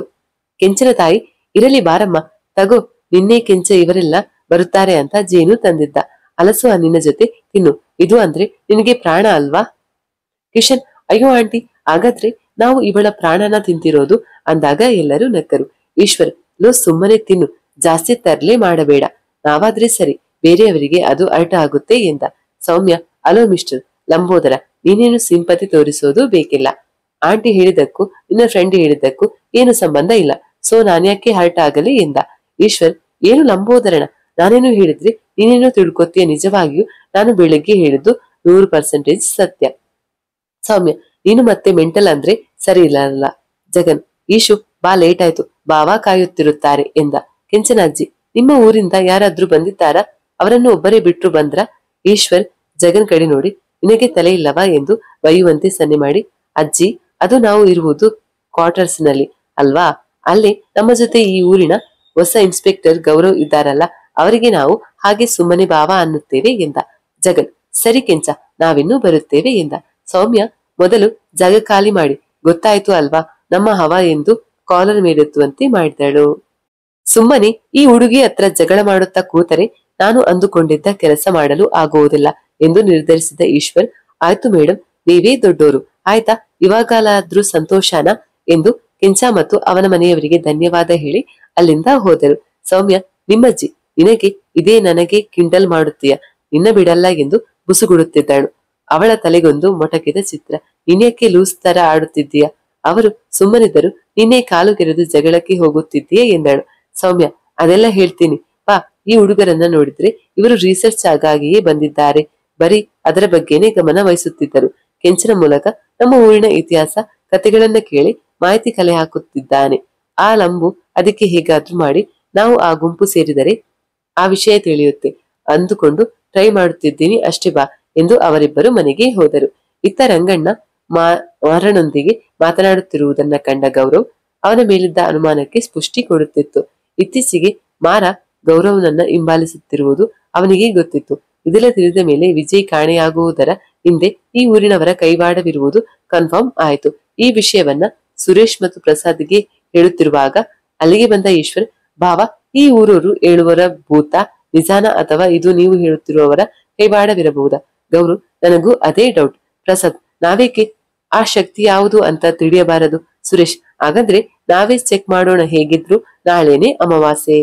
ಗೌರವ್, ಹೌದು, ಮೊದಲು ಅದನ್ನ ತಿಳಿಯಬೇಕು, ಆದರೆ ಆ ಕೆಲಸಕ್ಕೆ ನಾನು ಹೋಗಲಾಗುವುದಿಲ್ಲ, ಯಾಕೆಂದರೆ ಆ ಮಾರ ನನ್ನನ್ನು ಫಾಲೋ ಮಾಡುತ್ತಿದ್ದಾನೆ. ಈ ವಿಷಯ ಅವನಿಗೆ ತಿಳಿದರೆ ನಮ್ಮ ಪ್ಲಾನ್ ಫೇಲ್ ಆಗುತ್ತೆ. ಈಶ್ವರ್, ಹಾಗಾದ್ರೆ ನಾವೇ ಮಾಡುತ್ತೇವೆ, ನೀವು ಗೈಡ್ ಮಾಡಿ. ಗೌರವ್, ನಿನ್ನ ಫ್ರೆಂಡ್ಸ್ಗೆಲ್ಲ ತಿಳಿಬಾರದು ನೀನು. ಸುರೇಶ್, ಪ್ರಸಾದ್ ಅದಕ್ಕೆ ಬೇಕಾದ ತಯಾರಿ ಮಾಡಿಕೊಳ್ಳಿ ಎಂದ. ಸರಿ ಎಂದು ಮೂವರು ಅದಕ್ಕೆ ಬೇಕಾದ ತಯಾರಿ ಮಾಡಿಕೊಳ್ಳತೊಡಗಿದರು. ಜಗನ್, ಕಿಶನ್ ಅಭಯ್ಗೆ ಬೇಕು ಅಂತಲೇ ನಮ್ಮ ಥೀಸಿಸ್ ರಿಪೋರ್ಟ್ ನಲ್ಲಿ ಏನೋ ಮಿಸ್ಟೇಕ್ ಇದೆ, ಅವರ ತಲೆಯಲ್ಲಿ ಹುಳ ಬಿಟ್ಟು ಅವನು ಭೂತದ ಬಣ್ಣ ಬಯಲು ಮಾಡಲು ರೆಡಿಯಾಗುತ್ತಿದ್ದ. ಅದು ನಿಜವಾಗಿಯೂ ಭೂತಾನ ಅಥವಾ ಎಂದು ಯೋಚಿಸುತ್ತಾ ದೇವಸ್ಥಾನದಲ್ಲಿ ನೋಡಿದ 6 ಅಡಿ ನಟರಾಜನ ವಿಗ್ರಹ, ಅಜ್ಜಿ ಹೇಳಿದ ಮಾಯಾವಿ ಮುದುಕಿಯ ಕತೆ ಎಲ್ಲ ನೆನೆದು ಅವನಿಗೆ ನಿದ್ದೆಯೇ ಹತ್ತಲಿಲ್ಲ. ಈಶ್ವರ್ ಅಂದುಕೊಂಡಂತೆ ಪ್ರಸಾದ್ ಮತ್ತು ಸುರೇಶ್ ಜೊತೆಗೆ ಪ್ಲಾನ್ ಮಾಡಿ ರಾತ್ರಿ ಆಗುವುದನ್ನೇ ಕಾಯುತ್ತಿದ್ದ. ಇತ್ತ ಮಿಕ್ಕಿದವರಿಗೆ, ನೋಡ್ರೋ, ನನಗೆ ತುಂಬಾ ತಲೆನೋವಿದೆ, ಹಾಗಾಗಿ ನಾನೂ ಮಲಗುತ್ತೇನೆ, ನನಗೆ ಯಾರು ಡಿಸ್ಟರ್ಬ್ ಮಾಡಬೇಡಿ ಪ್ಲೀಸ್, ಕೆಂಚೆ ಹೇಳುತ್ತಿದ್ದ. ಇವತ್ತು ಅಮಾವಾಸ್ಯೆ ಬೇರೆ, ಯಾರೂ ಹೊರಗೆ ಹೋಗಬೇಡಿ, ಸುಮ್ಮನೆ ಮಲಗಿ ಎಂದ. ಅದಕ್ಕೆ ಅಭಯ್, ನಾನು ನಿನ್ನ ಜೊತೆನೆ ಮಲಗುತ್ತೇನೆ ಈಶು, ಮೊದಲೇ ಭೂತಗೀತ ನನಗೆ ಆಗಿ ಬರಲ್ಲ ಎಂದು ಹೆದರಿಕೊಂಡು ಹೇಳಿದ. ಛೇ, ಇವನನ್ನ ಹೇಗೆ ಅವಾಯ್ಡ್ ಮಾಡಲಿ ಎಂದು ಯೋಚಿಸಿ, ಅಭಿ, ನಾನು ಮಾತ್ರೆ ನುಂಗಿದ್ದೇನೆ, ಈಗ ಮಲಗಿದರೆ ಬೆಳಿಗ್ಗೆನೆ ಹೇಳೋದು, ನೀನು ಹೆದರಿಕೊಂಡು ಬೊಂಬಾಡ ಬಡುವಾಗ ನನಗೆ ಎಚ್ಚರವಾಗುತ್ತಿದ್ದರೆ ಏನು ಮಾಡುತ್ತೀಯೇ ಎಂದ. ಅಭಯ್, ಹಾಗಾದ್ರೆ ನಾನು ಜಗನ್ ಮತ್ತು ಕಿಶನ್ ಜೊತೆನೆ ಮಲಗುತ್ತೇನೆ ಎಂದ. ಈಶ್ವರ್, ಎಲ್ಲ ನಿಮ್ಮ ಕೆಲಸ ಮುಗಿಸಿ ಬೇಗ ಮಲಗಿ, ಸುಮ್ಮನೆ ನಾವು ಬಂದಿರೋ ಕೆಲಸ ಮುಗಿಸಿ ಊರಿಗೆ ಹೋಗೋಣ ಎಂದು ಅವರ ಮುಂದೆ ಮಲಗುವ ನಾಟಕ ಮಾಡಿದ. ಜಗನ್ಗೆ ಇವನ ಮಾತು ಹೇಳಿ ಅಚ್ಚರಿ. ಎಲ್ಲಾ ಬಡ್ಡಿ ಮಗನೇ, ನಮಗೆ ಚೋಕ, ನೀನು ಭೂತ ದೈವಕ್ಕೆ ಎದುರಿ ಬೇಗ ಮಲಗುತ್ತೀಯ, ನನ್ನ ಹತ್ತಿರನೇ ನಾಟಕನ ಎಂದು ಅವನು ಮಲಗುವಂತೆ ನಾಟಕ ಮಾಡಿದ. ಈಶ್ವರ ಎಲ್ಲರೂ ಮಲಗಿರುವುದನ್ನ ಕನ್ಫರ್ಮ್ ಮಾಡಿಕೊಂಡು ನಿಧಾನವಾಗಿ ಎದ್ದು ಸುರೇಶ್ ಮತ್ತು ಪ್ರಸಾದ್ರನ್ನ ಸೇರಿದ. ಅವನು ಹೋಗುತ್ತಿದ್ದಂತೆ ಜಗನ್ ಕೂಡ ಅವನಿಗೆ ತಿಳಿಯದಂತೆ ಹಿಂಬಾಲಿಸಿದ. ಈಶ್ವರ್ ಬರುವುದರೊಳಗೆ ಅರ್ಧ ಕೆಲಸ ಮಾಡಿ ಮುಗಿಸುತ್ತಿದ್ದರು ಪ್ರಸಾದ್ ಮತ್ತು ಸುರೇಶ್. ಗೌರವ್ ಅವರಿಗೆ ಫೋನ್ನಲ್ಲಿ ಗೈಡ್ ಮಾಡುತ್ತಿದ್ದ. ಸುರೇಶ್ ಮತ್ತು ಪ್ರಸಾದ್ ಕತ್ತಲಾಗುವ ಮುನ್ನವೇ ಊರ ಹೊರಗಿನ ದೊಡ್ಡದಾದ ಮರದ ಎದುರಿನ ಮರಗಳಲ್ಲಿ ಅವಿತು ಕುಳಿತಿದ್ದರು. ಈಶ್ವರ್, ಗೌರವ್ ಮತ್ತು ಅವರಿಬ್ಬರು ಬ್ಲೂಟೂತ್ ನಲ್ಲಿ ಕಾನ್ಫರೆನ್ಸ್ ಕಾಲ್ ಕನೆಕ್ಟ್ ಆಗಿದ್ದರು. ಆದರೆ ಗೌರವ್ ಮನೆಯಲ್ಲೇ ಉಳಿದಿದ್ದ. ಈಶ್ವರ್ ಬಂದೊಡನೆ, ನಾನು ಬಂದೆ, ನಿಮಗೇನಾದ್ರೂ ಕಾಣಿಸಿತಾ ಎಂದ. ಇಲ್ಲ, ನಾವು ಅವಾಗಿನಿಂದ ಕಾಯುತ್ತಿದ್ದೇವೆ, ಇಲ್ಲಿಯವರೆಗೂ ಆ ತರಹದ ವ್ಯಕ್ತಿಯಾಗಲಿ ಯಾವುದೇ ಶಕ್ತಿಯಾಗಲಿ ಕಾಣಿಸುತ್ತಿಲ್ಲ ಎಂದರು ಸುರೇಶ್. ಈಶ್ವರ್, ಸರಿ ಅಣ್ಣ, ಇನ್ನೇನು 10 ನಿಮಿಷವಿದೆ 12 ಗಂಟೆ ಆಗಲು. ಟೈಮ್ ಆದ ನಂತರ ನಾನು ಆ ದೊಡ್ಡ ಮರದಿಂದ ಮುಂದೆ ಹೋಗುತ್ತೇನೆ, ನೀವು ಅಲರ್ಟ್ ಆಗಿರಿ ಎಂದ. 12 ಗಂಟೆ ಆಗುತ್ತಿದ್ದಂತೆ ಜೋರಾಗಿ ಶಬ್ದ ಕೇಳಿಸತೊಡಗಿತು. ಅದು ಚಿತ್ರ ವಿಚಿತ್ರವಾಗಿತ್ತು. ಅದರ ಜೊತೆಗೆ ಭಯಂಕರ ಗಾಳಿ ಬೀಸಿ ಮರದ ಎಲೆಗಳು ಹಾರಾಡತೊಡಗಿದವು. ಈಶ್ವರ್ ಹಾಗೆ ಮುಂದೆ ನಡೆದಾಗ ಆ ಮರದಿಂದ ಯಾರೋ ಇಳಿದು ದೋಡಿದ ಹಾಗಾಯ್ತು. ತಿರುಗಿ ನೋಡಿದರೆ ಯಾರೂ ಇಲ್ಲ. ಹೀಗೆ 3-4 ಬಾರಿ ಆಯ್ತು. ಅವನು ಹೆದರದೆ ಮತ್ತೆ ಮುಂದೆ ಹೋಗಲು ಮುಂದಾದ. ಅವನ ಮುಂದೆ ಒಂದು ಆಕೃತಿ ಬಂತು. ಅದು ನೋಡಲು ತುಂಬಾ ವಿಕಾರವಾಗಿ ಕಂಡಿತು. ಅವನ ಮೇಲೆ ದಾಳಿ ಮುಂದಾಯಿತು. ಮೊದಲೇ ತಯಾರಾಗಿ ಬಂದಿದ್ದ ಅವನು ಅದರಿಂದ ತಪ್ಪಿಸಿಕೊಂಡು ಇವನು ಪ್ರತಿ ದಾಳಿಗೆ ಇಳಿದ. ಸ್ವಲ್ಪ ಹೊತ್ತು ಇದೇ ರೀತಿ ನಡೆಯಿತು. ಹಿಂಬಾಲಿಸಿ ಬಂದ ಜಗನ್ ಟಾರ್ಚ್ ಬಿಟ್ಟಾಗ ಅವನಿಗೆ ಅಚ್ಚರಿ. ಲೋ ಈಶು, ಇಲ್ಲೇನು ಮಾಡುತ್ತಿದ್ದೆ ಎಂದು ಕೂಗಿದ. ಅವನ ಧ್ವನಿ ಕೇಳಿ ಹಿಂದೆ ತಿರುಗಿ ನೋಡಿದಾಗ ಆ ಆಕೃತಿ ಇವನನ್ನ ತಳ್ಳಿ ಮುಂದೆ ಹೋಗಲು ಮುಂದಾಯಿತು. ಅವನು ಕೂಡಲೇ ತನ್ನದಲ್ಲಿದ್ದ ಚಾಕುವೊಂದನ್ನ ಅದರೆಡೆಗೆ ಎಸೆದ. ಅದು ಅದಕ್ಕೆ ತಾಕಿತು. ಸ್ವಲ್ಪ ಹೊತ್ತಿನಲ್ಲೇ ಕತ್ತಲಲ್ಲಿ ಮಾಯವಾಯಿತು. ಹಾಗೆ ಆ ಜೋರಾದ ಗಾಳಿ ಹಾಗೂ ಶಬ್ದವು ನಿಂತಿತು. ಸುರೇಶ್ ಮತ್ತು ಪ್ರಸಾದ್ ಮರವಿಡಿದು ಈಶ್ವರ್ನ ಬಳಿಗೆ ಹೋದರು. ಅವನಿಗೆ ಸಣ್ಣ ಪುಟ್ಟ ಗಾಯಗಳಾಗಿದ್ದವು. ಅದನ್ನು ಲೆಕ್ಕಿಸದೆ, ಏ ಜಗ್ಗು, ನೀನು ಯಾಕೆ ಬಂದೆ? ನೀನು ಸುಮ್ಮನಿದ್ದರೆ ಅದು ನಿಜವಾಗಿಯೂ ಭೂತನೋ ಅಥವಾ ಭೂತ ವೇಷಧಾರಿ ಮನುಷ್ಯನೋ ತಿಳಿಯಬಹುದಿತ್ತು. ಸಾರಿ ಕಣು, ನಿನಗೆ ಏನಾದ್ರೂ ತೊಂದರೆಯಾಗಬಹುದೇನೋ ಅಂತ ಕೂಗಿದೆ ಅದು. ಸರಿ, ನೀನು ಸುರೇಶನ್ನ ಹಾಗೂ ಪ್ರಸಾದನ್ನ ಇಲ್ಲೇನು ಮಾಡುತ್ತಿದ್ದೀರಾ? ಮತ್ತೆ ನೀನು ತಲೆನೋವು ಅಂದಾಗ ನನಗೆ ನಂಬಿಕೆ ಬೀಳಲ್ಲ, ಹಾಗಾಗಿ ನಿನ್ನನ್ನು ಹಿಂಬಾಲಿಸಿಕೊಂಡು ಬಂದೆ ಎಂದ ಜಗನ್. ಪ್ರಸಾದ್, ಸರಿ ಬನ್ನಿ, ಇಲ್ಲಿರೋದು ಬೇಡ, ಮನೆಗೆ ಹೋಗೋಣ, ದಾರಿಯಲ್ಲಿ ಎಲ್ಲಾ ಹೇಳುತ್ತೇನೆ ಎಂದು ನಡೆದ. ಪ್ಲಾನ್ ಎಲ್ಲವನ್ನ ಅವನಿಗೆ ಹೇಳುತ್ತಾ ಮನೆ ಸೇರಿದರು. ಗೌರವ್ ಸ್ವಲ್ಪ ಸಿಟ್ಟಿನಿಂದ, ಅದಕ್ಕೆ ಹೇಳಿದ್ದು ನೀನು ಇದರಿಂದ ದೂರ ಇರು ಅಂತ. ನೋಡು, ಎಷ್ಟೊಂದು ಗಾಯಗಳಾಗಿವೆ, ಸುಮ್ಮನೆ ನಿನ್ನ ರಿಸರ್ಚ್ ಮುಗಿಸಿ ಊರಿಗೆ ಹೋಗು ಎಂದ. ಈಶ್ವರ್, ಇದೇನು ಚಿಕ್ಕ ಪುಟ್ಟ ಗಾಯ, ಮಾಸಿ ಆಗುತ್ತೆ ಬಿಡಿ, ಇದರಲ್ಲೂ ನನ್ನ ಸ್ವಾರ್ಥವಿದೆ. ನೀವು ಅಕ್ಕನ ಡೆಲಿವರಿ ಟೈಮ್ನಲ್ಲಿ ಅವಳ ಜೊತೆಗೆ ಇರಬೇಕು ಎನ್ನುವುದು ಅವಳ ಆಸೆ. ಇನ್ನೇನು 2 ತಿಂಗಳು ಆ ದಿನಗಳು ಬಂದೇ ಬರುತ್ತವೆ. ಅಷ್ಟರೊಳಗೆ ಈ ಕೇಸ್ ಮುಗಿಯಬೇಕು. ಇದಕ್ಕೆ ನನ್ನದೊಂದು ಚಿಕ್ಕ ಸಹಾಯ ಅಷ್ಟೇ, ನೀವೇನು ಚಿಂತೆ ಮಾಡಬೇಡಿ. ಎಲ್ಲರೂ ಸೇರಿದರೆ ಕೆಲಸ ಬೇಗ ಮುಗಿಯುತ್ತೆ ಎಂದು ಫ್ರೆಶ್ ಆಗಲು ಹೋದ. ಇತ್ತ ಗೌರವನಿಗೆ ನಡೆದ ವಿಷಯವನ್ನೆಲ್ಲ ಒಪ್ಪಿಸಿದ ಸುರೇಶ್. ಹಾಗೆ ಗೌರವ್ ಇವತ್ತು ಯಾವಾಗಲೂ ನನ್ನ ಫಾಲೋ ಮಾಡುತ್ತಿದ್ದ ವ್ಯಕ್ತಿ, ಅವನು ದಿನ ನನ್ನನ್ನು ಗಮನಿಸುತ್ತಿದ್ದ ಜಾಗದಲ್ಲಿ ಬಂದಿರಲಿಲ್ಲ ಎಂದ. ಅಂತೂ ಅವರೆಲ್ಲರಿಗೂ ಇದು ಭೂತದ ಕೆಲಸ ಅಲ್ಲ, ಭೂತದ ಹೆಸರಿನಲ್ಲಿ ಮನುಷ್ಯ ನಡೆಸುತ್ತಿರುವ ಕೆಲಸ ಎಂದು ತಿಳಿಯಲು ಬಹಳ ಸಮಯ ಹಿಡಿಯಲಿಲ್ಲ. ಹಾಗಾದ್ರೆ ಯಾರು ಆ ವ್ಯಕ್ತಿ? ವಿಜಯ್ ತಾನೇ ಆಗಿರುವುದಕ್ಕೆ ಆ ವ್ಯಕ್ತಿಯೇ ಕಾರಣನ ಎಂಬ ಹಲವಾರು ಪ್ರಶ್ನೆಗಳು ಹುಟ್ಟಿದವು. ಈಶ್ವರ್, ನಾವು ಮೊದಲು ರಿಸರ್ಚ್ ವರ್ಕ್ ಮುಗಿಸಬೇಕು, ಆಮೇಲೆ ಇದೆಲ್ಲದರ ಹಿಂದೆ ಇರುವ ವ್ಯಕ್ತಿಯ ಬಗ್ಗೆ ತಿಳಿಯಬೇಕು ಎಂದು ನಿಶ್ಚಯಿಸಿದ. ಇವನ ಪತ್ತೇದಾರಿಕೆಗೆ ಜಗನ್ ಸಾಥ್ ನೀಡಿದ. ಆದರೆ ಇದು ಅಭಯ್ ಮತ್ತು ಕಿಶನ್ಗೆ ತಿಳಿಯದಂತೆ ಎಚ್ಚರ ವಹಿಸಬೇಕೆಂದು ಕೊಂಡರು. ಇತ್ತ ಬೆಳಗ್ಗೆ ಮತ್ತೆ ರಿಸರ್ಚ್ ಕೆಲಸಕ್ಕೆಂದು ಹೊರಟರು. ಈಶ್ವರ್ಗೆ ಆಗಿದ್ದ ಗಾಯಗಳ ಬಗ್ಗೆ ಕೇಳಿದ ಅಭಯ್ ಮತ್ತು ಕಿಶನ್ಗೆ ಏನೋ ಸುಳ್ಳು ಹೇಳಿ ಮ್ಯಾನೇಜ್ ಮಾಡಿದರು. ಈಶ್ವರ್ ಜಗನ್ಗೆ, ನೋಡು, ನಾವು ಓದೋದಲ್ಲೆಲ್ಲ ನಿನಗೆ ಎಲ್ಲಿ ಅನುಮಾನ ಬರುತ್ತದೆಯೋ ಅಲ್ಲಿ ಫೋಟೋ ತೆಗೆಯೋದನ್ನ ಮರಿಬೇಡ ಎಂದ. ಅವನು ಸರಿ ಎಂದು ತಲೆ ಅಲ್ಲಾಡಿಸಿದ. ಎಂದಿನಂತೆ ಅವರು ಮೊದಲನ ಜಾಗಕ್ಕೆ ಹೋಗಿ ಪ್ಲಾಂಟ್ಗಳ ಬಗ್ಗೆ ತಮ್ಮ ರಿಸರ್ಚ್ ಮುಂದುವರಿಸಿದರು. ಸ್ವಲ್ಪ ಬಿಸಿಲು ಹತ್ತಿದ ನಂತರ ಸ್ವಲ್ಪ ಬಳಲಿದ್ದಾಗೆ ಅನಿಸಿತು. ಹಾಗಾಗಿ ಹಿಂದೆ ಹೋಗಿದ್ದ ಜರಿಯ ಹತ್ತಿರ ನಡೆದರು. ಅಲ್ಲಿ ಹೋಗುತ್ತಿರುವಾಗ ಅವರಿಗೆ ಇನ್ನೊಂದು ಸಣ್ಣದಾದ ದಾರಿ ಕಾಣಿಸಿತು. ಈಶ್ವರ್ ಜಗನ್ಗೆ, ನೀನು ಕೆಂಚನೊಂದಿಗೆ ಸ್ವಲ್ಪ ದೂರ ಆ ದಾರಿಯಲ್ಲಿ ಹೋಗಿ ಬಾ. ಕೆಂಚನಿಗೆ ಏನಾದ್ರೂ ಆ ಜಾಗದ ಬಗ್ಗೆ ತಿಳಿದಿದೆಯಾ ಕೇಳು. ನಾನು ಅಭಿ ಕಿಶನ್ ಜರಿ ಹತ್ತಿರ ಇರುತ್ತೇವೆ ಎಂದ. ಅವನು ಸರಿ ಎಂದು ಕೆಂಚನನ್ನ ಕರೆದುಕೊಂಡು ಆ ದಾರಿಯಲ್ಲಿ ಹೊರಟ. ಸ್ವಲ್ಪ ದೂರ ಹೋಗುತ್ತಿದ್ದಂತೆ ಅವನಿಗೊಂದು ವಸ್ತು ಕಾಣಿಸಿತು. ಅದು ಕೆಂಚನಿಗೆ ತಿಳಿಯಬಾರದೆಂದು ತನ್ನಲ್ಲಿದ್ದ ಕರ್ಚಿಪ್ ಅನ್ನು ಅದರ ಮೇಲೆ ಹಾಕಿ, ಛೇ, ಇದು ಈಗಲೇ ಬೀಳಬೇಕಾ? ಕರ್ಚಿಪ್ಗೆ ಬೈದಂತೆ ಮಾಡಿ ಅದರ ಜೊತೆ ಆ ವಸ್ತುವನ್ನ ತೆಗೆದು ಜೇಬಿಗೆ ಹಾಕಿಕೊಂಡ. ಹಾಗೆ ಸ್ವಲ್ಪ ದೂರ ಮುಂದೆ ಹೋಗುತ್ತಿದ್ದವನನ್ನ ತಡೆದ ಕೆಂಚ, ಅಣ್ಣ, ನಿನಗೇನು ಬೇಕು? ನೀವು ಎಲ್ಲಿಗೆ ಹೋಗುತ್ತಿದ್ದೀರಿ? ಅವರೆಲ್ಲ ಜರಿ ಹತ್ತಿರ ಇದ್ದಾರಲ್ಲ, ಬನ್ನಿ ಹೋಗೋಣ ಎಂದ. ಜಗನ್, ಈ ದಾರಿ ಎಲ್ಲಿಗೆ ಹೋಗುತ್ತೆ ಎಂದ. ಕೆಂಚ, ಗೊತ್ತಿಲ್ಲ ಅಣ್ಣ, ನಾವು ಯಾರು ಈ ದಾರಿಯಲ್ಲಿ ಹೋಗಿಲ್ಲ. ನಾವೇನಿದ್ದರೂ ಅಲ್ಲೇ ಅಷ್ಟರಲ್ಲೇ ದನ ಮೇಯಿಸೋದು, ಯಾರು ಅಲ್ಲಿಗೆ ಹೋಗುವುದನ್ನ ನಾನು ನೋಡಿಲ್ಲ. ಸಾಕು, ಬನ್ನಿ ವಾಪಸ್ ಹೋಗೋಣ ಎಂದು ಅವನನ್ನ ಕರೆದುಕೊಂಡು ಜರಿ ಬಳಿ ಬಂದ. ಈಶ್ವರ್ ಏನಾದ್ರೂ ಸಿಕ್ಕಿದ ಎಂದು ಕಣ್ಣಲ್ಲೇ ಕೇಳಿದ. ಹೌದು ಎಂದು ತಲೆಯಲ್ಲಾಡಿಸಿ ಸುಮ್ಮನಾದ. ಸ್ವಲ್ಪ ಹೊತ್ತು ಅಲ್ಲಿದ್ದು ಮತ್ತೆ ವಾಪಸ್ ಬರಬೇಕಾದ್ರೆ ಊರವರೆಗಿನ ಆ ದೇವಸ್ಥಾನದ ಬಳಿಗೆ ಬಂದು ಜೀಪ್ ನಿಲ್ಲಿಸಿ ಸ್ವಲ್ಪ ಹೊತ್ತು ಕುಳಿತು ಹೋಗೋಣ ಎಂದ ಈಶ್ವರ್. ಎಲ್ಲರೂ ದೇವಸ್ಥಾನದ ಒಳಗೆ ಹೋದರು. ಅಂದು ಸೋಮವಾರವಾದ್ದರಿಂದ ಮಧ್ಯಾಹ್ನ ಪೂಜಾರಿಯೂ ಬಂದಿದ್ದ. ಎಲ್ಲರೂ ಅಲ್ಲಿದ್ದ ಶಿವಲಿಂಗದ ದರ್ಶನ ಮಾಡಿದರು. ಅಲ್ಲೇ ಪೂಜಾರಿ ಹತ್ತಿರ ಮಾತನಾಡುತ್ತಾ ಕುಳಿತರು. ಈಶ್ವರ್ ಮತ್ತು ಜಗನ್ಗೆ ಇದು ಮನುಷ್ಯ ಮಾಡುತ್ತಿರುವ ಅನಾಚಾರ ಎಂಬುದನ್ನು ತಿಳಿದಿದ್ದ ಅವರು ದೇವಸ್ಥಾನದ ಆಚೆ ಈಚೆ ಏನಾದ್ರೂ ನಿನ್ನೆ ನಡೆದ ಸಂಗತಿಗೆ ಕ್ಲೂ ಸಿಗುತ್ತಾ ಎಂದು ಕಣ್ಣಾಡಿಸಿದರು. ಅದಕ್ಕೆ ಸರಿಯಾಗಿ ಅಲ್ಲಿ ಒಣಗಿದ ಮರದ ಎಳೆಗಳ ರಾಶಿ ಕಂಡಿತು. ಜೊತೆಗೆ ರಾತ್ರಿ ಬೆಂಕಿ ಹಚ್ಚಿದ ಸಾಕ್ಷಿಗಾಗಿ ಅರ್ಧ ಉರಿದ ಸೌದೆಗಳು ಕಾಣಿಸಿದವು. ಇವು ಅವರಿಗೆ ಇದು ಒಬ್ಬ ಇಬ್ಬರ ಕೆಲಸವಲ್ಲ.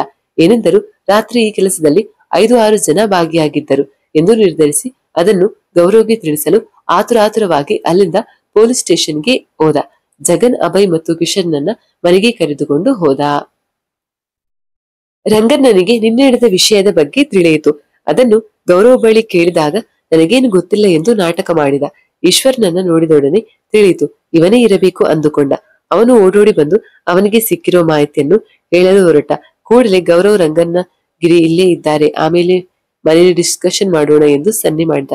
ಗೌರವ್, ಓ ಈಶ್ವರ್, ನೀನೇನು ಇಲ್ಲಿ? ಏನಿದು ಸಣ್ಣ ಪುಟ್ಟ ಗಾಯಗಳಾಗಿವೆ, ಏನಾಯ್ತು ಎಂದು ಅವರ ಮುಂದೆ ನಾಟಕ ಮಾಡತೊಡಗಿದ. ಈಶ್ವರ್, ಏನು ಇಲ್ಲ ಸರ್, ಸಂಜೆ ಸುಮ್ಮನೆ ಜೀಪ್ ತಗೊಂಡು ಹೋಗಿದ್ದೆ.